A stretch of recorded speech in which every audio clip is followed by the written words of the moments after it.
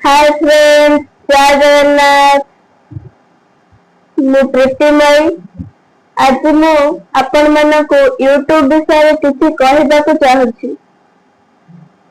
माने जेते छोट क्रिएटर अछंती किंबा जहाँकर चैनल मोनेटाइज हो जायछि किंबा जहाँकर मोनेटाइज हेबाकू जायछि ए वीडियो सेमानक पाई।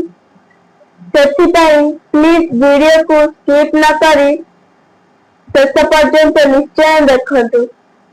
ମୁଁ ଆପଣମାନଙ୍କୁ କହିବାକୁ ଚାହୁଁଛି ଯେ 2 ବର୍ଷ ପୂର୍ବରୁ ମୁଁ ମୋ ଚ୍ୟାନେଲ କ୍ରିଏଟ କରିଥିଲି ଆଉ ଫାଷ୍ଟ ଭିଡିଓରେ ହିଁ ଭଲ ଭ୍ୟୁଜ ଆସିଥିଲା।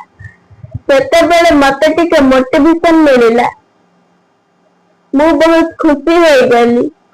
तापर मो नेक्स्ट वीडियो अपलोड कली, ସେଥିରେ ମଧ୍ୟ ଭଲ ଭ୍ୟୁଜ ଆସିଲା। तापर मो प्रतिदिन वीडियो अपलोड करी चालिली ଆଉ ଭ୍ୟୁଜ ମଧ୍ୟ ଭଲ ଆସୁଥିଲା। तापर କିଛି ଦିନ ପରେ ମୋ ଚ୍ୟାନେଲ ମୋନେଟାଇଜ ମଧ୍ୟ ହୋଇଗଲା। ଚ୍ୟାନେଲ ମୋନେଟାଇଜ ହେବା ପରେ ମୁଁ ବହୁତ ଖୁସି ହୋଇ ଯାଇଥିଲି, କିନ୍ତୁ तापर 10, 20, 50 କିମ୍ବା 100 ଭ୍ୟୁଜ ମଧ୍ୟ ବହୁତ କଷ୍ଟରେ ଆସୁଥିଲା। ମୁଁ କିଛି ବୁଝି ପାରୁନି ଯେ କଣ ହୋଇଗଲା। ମାନେ ଯେମିତି ମୋନେଟାଇଜ ହେବା ପୂର୍ବରୁ ମୁଁ ଭିଡିଓ अपलोड କରୁଥିଲି ସେମିତି ଏବେ ମଧ୍ୟ କରୁଛି। ସବୁ କିଛି ସେମ୍ ଅଛି, ମୁଁ କିଛି ବି ଚେଞ୍ଜ କରିନାହିଁ। ତାହେଲେ କାହିଁକି ଭ୍ୟୁଜ ଆସୁନାହିଁ?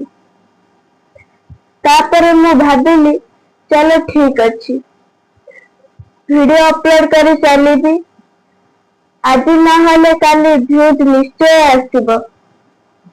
ସେଥିପାଇଁ ମୁଁ ଏବେ ମଧ୍ୟ कंटिन्यू वीडियो अपलोड करूछि, किंतु भ्यूज एबे ମଧ୍ୟ आସୁନାହିଁ।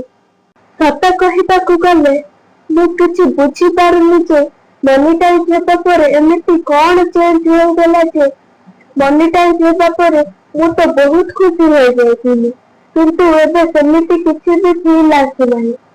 କେବେ କେବେ ତ ଲାଗୁଛି ମୁଁ ମୋ ସମୟ ନଷ୍ଟ କରୁଛି।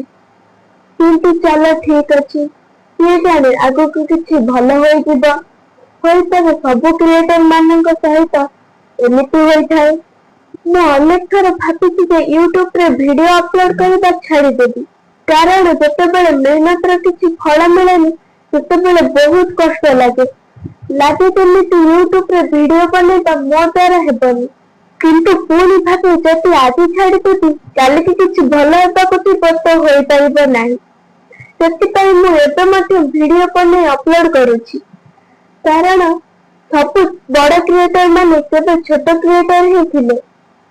ହୋଇପାରେ ସେମାନଙ୍କ ଚ୍ୟାନେଲରେ ମଧ୍ୟ ଏମିତି ହୋଇଥିବ। ଆଉ ଆଜି ଏହି ଭିଡିଓ ମାଧ୍ୟମରେ ମୁଁ କେବଳ ଏତିକି କହିବାକୁ ଚାହୁଁଛି ଯେ ଯଦି ଆପଣଙ୍କ ଚ୍ୟାନେଲରେ ଭ୍ୟୁଜ ଆସିନାହିଁ, ଯଦି ଆପଣମାନେ ମଧ୍ୟ ଡିମୋଟିଭେଟ ହୋଇଯାଉଛନ୍ତି, ତାହେଲେ ଦୟାକରି ହାର ମାନନ୍ତୁ ନାହିଁ। ମେହନତ କରନ୍ତୁ, ଶିଖନ୍ତୁ ଓ ନିଜ ଉପରେ ଭରସା ରଖନ୍ତୁ। ଯଦି ଆପଣମାନେ ମଧ୍ୟ ଛୋଟ କ୍ରିଏଟର ତାହେଲେ କମେଣ୍ଟରେ ନିଶ୍ଚୟ ଜଣାନ୍ତୁ ଯେ ଆପଣଙ୍କ ଚ୍ୟାନେଲରେ ଭ୍ୟୁଜ କେତେ ଆସୁଛି।